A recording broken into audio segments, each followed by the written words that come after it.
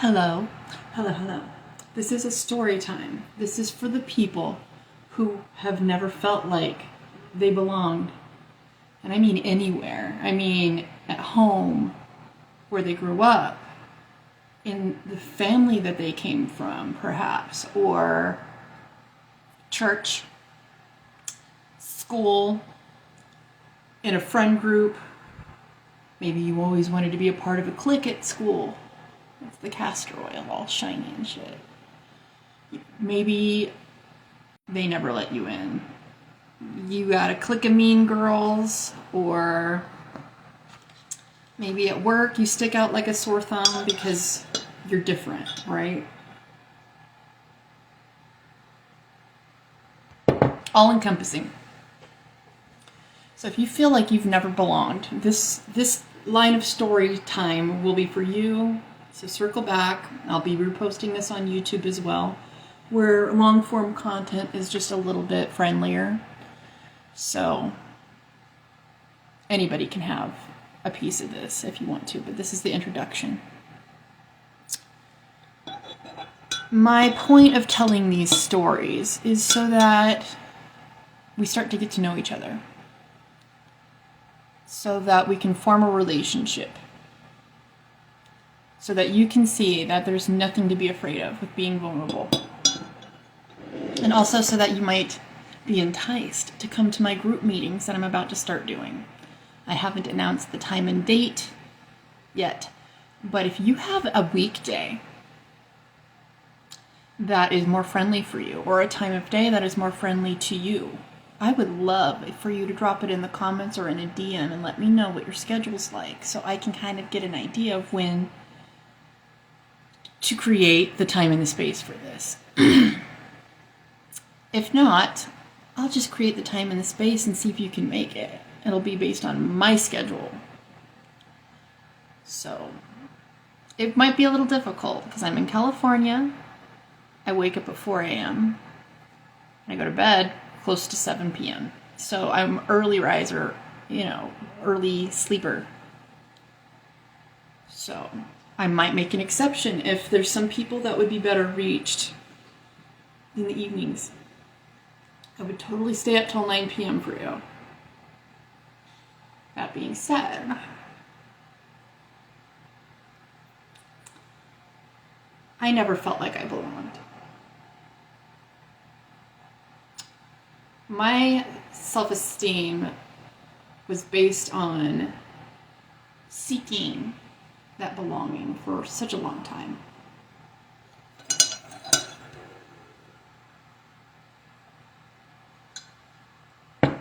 It started with my relationship with my mother, if you could call it that. She she's not dead, but we don't really speak either for certain reasons.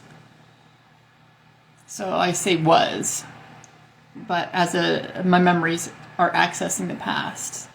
Was is also pertinent. She was my biggest bully.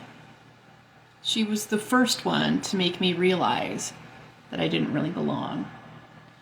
I was kept in a room, in a sewing room, that was the furthest room away from my parents' bedroom, the furthest room away from my sister's room. I was fully aware, I was in diapers, that I was in this, what I knew to be later, this wrought iron bassinet, baby bassinet, and fancy old thing, but it was lead paint, which is why we stopped using it at a certain point. And I remember being in that bassinet, swaddled up real tight, and having the lights be turned off except for maybe a little night light in my room, and I could see the wallpaper, and I was thinking to myself, well,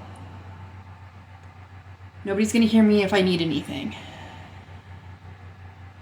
So that was my thought process for being so tiny. I just remember all that. Anyway, So moving forward, my camera is shaking, but I'm not moving the table that I know. Interesting. So situations like that, being locked away from everybody, knowing that people wouldn't hear me if I needed anything, led to me to be suppressive of my needs. Try to be as small as possible. Try not to be intrusive in the life of everybody else because I didn't feel like I had a place to be there. I remember there would be family evenings where we were getting tucked into bed and we would sing this little song called Happy, Happy Home. And it goes like, with so-and-so in the family, happy, happy home, happy, happy home. And you just keep going and naming everybody in the house. And I remember the cats and the dogs being named before my name. And it never felt like I was an addition to the happy home. So I remember desiring so bad to be welcomed and to be celebrated. I remember my mother talking about my sister's conception. I remember how excited she would get in her eyes talking about my sister's birth and how she got started and how she was planned for. And then when it got to me, the story was different. She always would say, I'll tell you when you grow up. And so there was a time when that happened. I was about, I'm going to say 12 or 13 when this happened. I was getting tucked in for the night, which wasn't something that really happened very often at that age anymore. But this one occasion, my mother decided to come over and tuck me into bed and act like she was just so glad she had this time to spend with me. This is the time that she told me to no uncertain end that she had had 6 abortions. This is not a political post. I am not expressing opinions about that. However, to say that this was tough on her body and her mind. And she was telling me about her experiences, and then she came to me. I was then made aware that my conception was an accident. I might have even been aware before that because I remember being called an accident most of my life. When you're being called an accident, and I know there's somebody out here that can agree or resonate or understands what this feels like. You're the accident, right? You're the never on purpose. You're the inconvenience. So I'm listening to her talking about this conception and how I was not planned and the circumstances behind that, how I was old spermicide on a diaphragm that just didn't work. I was failed birth control. And there was a lot of poverty going on between my parents at the time. They had just had my sister 21 months before that. Or less, maybe about a year. And because we're 21 months apart. So,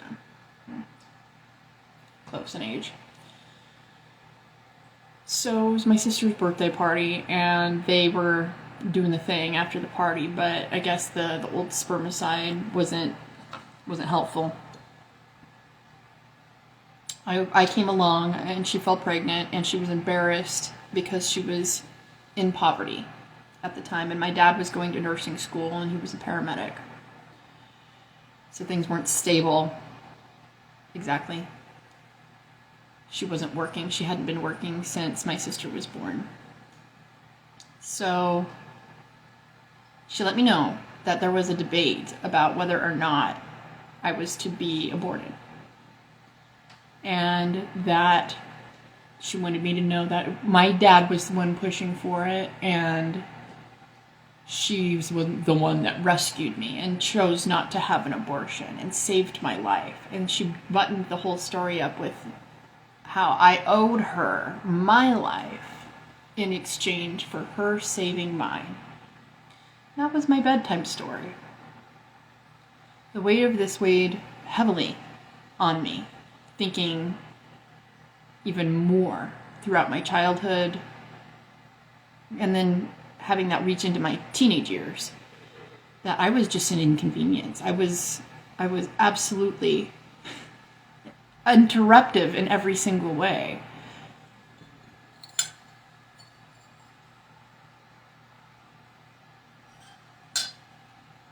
This feeling, of course, carried on. I didn't have that many years in elementary school. I had 4 years of formal education in elementary school that was broken up. It was preschool, kindergarten, first grade. I don't really count preschool. And then I had 4th and 5th grade. Nobody really counts preschool that I know of. But so maybe 5 years of formal education.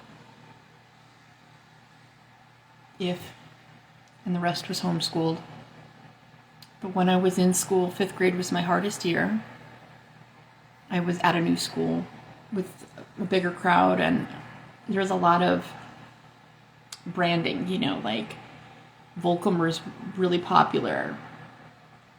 Chucks were popular, Vans were popular, Sanrio was popular, Billabong. Name brands. Things from Nordstrom. Popular. A girl that was one of my frenemies, she never liked me. She had a pair of Jordans while we were growing up, Kids having things like that while we were in the middle of growing was pretty rare. So it was impressive to me that she was that wealthy. But there was a lot of girls that were making fun of me because of my social status or what labels I wasn't wearing. I wasn't given a lot of clothes. In the way that when my mother wanted to go shopping, it was a lot for my sister, and then I would get the hand-me-downs. But then there was a certain point that I was growing past my sister's size because I'm tall. And there was no hand-me-downs for that. So there was lots of years where I wore high waters, because that was the only pants I could have. And my feet were always growing out of my shoes. And so I was always in pain because my feet weren't in the right shoe. I was spraining my ankles all the time. And I just felt like the biggest inconvenience. I was so awkward. I just felt like I couldn't get it right. And of course, it was because I didn't belong there. I wasn't accepted. I wasn't welcomed. I was an afterthought. There's a lot of before life, in my early childhood, where I had a lot of unexplained sicknesses and this and that. Barring those things aside, we're focusing on the self-esteem from being wanted. So I'll divulge some of those other things later, maybe in a group chat. But that sense of not belonging has followed me everywhere I go. And I know that the way my brain works and my personality aren't everybody's favorite types of things. So I have this internal expectation where I won't be liked or accepted to begin with. Or if somebody does like or accept me to begin with, then I fully expect a quick turnaround at some point where I will be abandoned. Because if my own nucleus, my family nucleus could abandon me emotionally, then what's stopping anybody else? So the person you see today still doesn't belong. She just doesn't care. I've worked so much on my self-worth, taking care of myself, my body first and foremost, because if you don't take care of this, you can't use this. And I love my mind. I'm at a place where I've learned to love being alone with my thoughts. And I was afraid to be alone with my thoughts for a good portion of my life because they were nasty. I was a bad self-talk person. All the things that somebody with low self-esteem would do. I would spend a lot of time intoxicated. And at this point, what's up, girl? At this point, on the 20th, was my 4-month anniversary of not drinking. So I've gone from, I'm talking about things you already know, Janina. My childhood growing up, not feeling like I belonged. The abortion that I was supposed to be. The feeling of being told that you owe somebody your life because they saved your life. That incredible weight being put on you. Not only that, I didn't cover this part. My dad left when I was 8.5. And I was made to feel like I didn't even belong in my own gender. My mother told me that I was now the man of the house. And so I was told to maximize my masculine tendencies. At that point, I started shaving my head and dressing like a boy. Well, I didn't shave my head at 8 years old, but it took some time. I was gradually getting shorter and shorter with my hair and getting more into my masculinity because I was being given masculine jobs to do outside with my grandfather and, at home. And so I adopted the idea that you have to be butch. I wasn't good enough to be a tomboy. I had to go all the way and become something else to make her happy. And all of this stuff that I'm talking to you about, I've worked on a lot. I've been practicing on my keeping my femininity close to me and acting within that and not pushing, not becoming masculine with my desires or mental space. I'm very soft intentionally now. But when it comes to not feeling like I belonged, I still don't feel like I belong. I have to create my own environment. I'm good with this now. I actually really enjoy being in solitude. I love my own company to the point that it's addictive now. And that's an issue of its own. What's it called? It's not hypervigilance. Hyper-independence, possibly. But if I were to meet the right people and have them in my life, I relax quite a bit. So the sense of belonging has carried with me, or the lack thereof, has carried with me my entire life. But I'm not letting it affect me now. I'm creating, as I go, a new environment, a new homeostasis for me. What does that look like? Well, I wake up early in the morning. I was a night owl my entire life. My schedule was completely opposite. I'd wake up at 5 p.m. instead of start getting ready for bed at 5 p.m. I have learned that procrastination is nothing but self-punishment. I've learned that crossing things off of my list actually enhances my psychological wear and tear, knowing I can accomplish things that I want to do and nobody's going to stop me. The voices in my head stopped me for so long because the shoulds, feeling like I had to rearrange everything to make those people that are still talking in my psychology, like my mother, things that weren't good enough, things that weren't correct for her about me, are still playing in the back of my mind, but now I celebrate them. Because I've come to terms with the fact that her opinion has problems. Like you can't listen to somebody who does not have a firm grip on their own reality. They're your parents. If they made you feel this way, if they made you feel like you didn't belong, they don't feel like they belong in their own body. How could they make you feel like you belong. They don't know how to take care of themselves, and they put themselves in a position of neglect. There's no way they can protect you or be there with you and support you in the way that you needed to be supported. It just doesn't work that way. They can't give you what they don't have on the inside. Coming to terms with all of this has been my life's work. And I'm quitting astrology largely because it doesn't appeal to me to interpret the planets anymore the way it used to. I would rather be in a one-on-one conversation with you like this about things that fucking matter.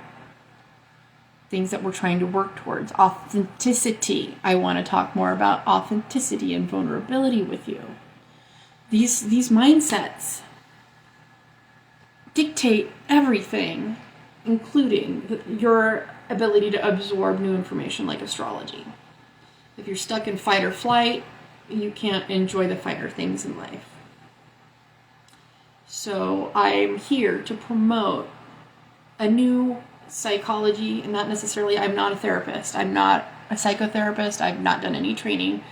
I'm trying to convey, using vocabulary words, what I'm trying to express here.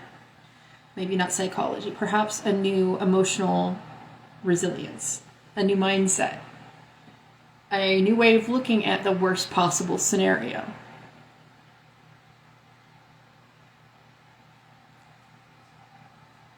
These things can be blessings, but we have to allow the perspective to settle in, and we can't really get that by bumping around in our own minds over and over and over again. We need other people to help comb these things out. So that's why I'm going to start doing groups. That's why I'm going to start talking to people and seeing what it felt like for you to go through the same thing that I did. Isn't that beautiful? So I would rather work on a community of people than sit here and tell you how to think and feel about the stars. I would rather give you tactile experience on how to feel the interpretation when you've been beat down so far that all you feel is tension and stress. I don't want you to think about the worst case scenario every time you see a transit. I don't care if it's a square. I don't care if it's an opposition. It doesn't mean the worst possible case scenario is going to happen. It means that you're going to grow and change. A lot of people are afraid of that. But if you're already down in the dumps, what are you going to lose? So this is what I'm sitting here trying to create as we go. But I can't do that unless I'm vulnerable myself. So this is why I'm sitting here telling this story. If my life is on a contingency plan, if this body is on loan from God because I should have died when I was an infant, let's fucking go. Let's be of service. Let's cut to the chase. I might not be sitting there serving my mother's purposes. I don't think that's what I'm here to do. I think I'm here to serve you. I think I'm here to get inside of this community that we're creating and bloom from there. I don't believe that I'm supposed to retrograde my whole purpose just to suit someone. I'm here for you. I'm here for the collective. So these stories that I have inside me are powerful, and they will root me better in my service. So the more I speak about it, the better I can be here for you. Isolation will not serve me in the future. And it's very isolating work to be sitting there interpreting the stars. I'd rather be in the trenches with you guys. I'd rather be understanding of what's going on in your world, how the mirrors in your mind work, and how we can create a better inner dialogue. And then we'll probably open up the stars a little bit. We'll have a space for that in the group calls. We'll correlate things together. because that's how it works best. But we really need to get some things off our chest right about now. New philosophies. I'm here for it. Anyway, I'm going to keep this as short as possible. I'll sign off right now. I just want to say, I'm excited for this new chapter, and I love you guys. I think we're going to do some really good work. Thank you for sitting with me, Janina. Thank you for sitting with me, anybody else who's sitting there listening to the end of this. And I would really like to interact with you in the future. I will be making announcements when I actually, set this up. It'll be very soon. It's just about selecting a time and date that would be good for everybody. So again, if you have opinions on when you could make yourself available for a group meeting, let me know. Otherwise I'm going to pick the time and date, like I said. So anyway, this concludes story time for now. This is facts, things that have happened. And I can't wait to hear about your facts, your lore, and the things that have happened to you.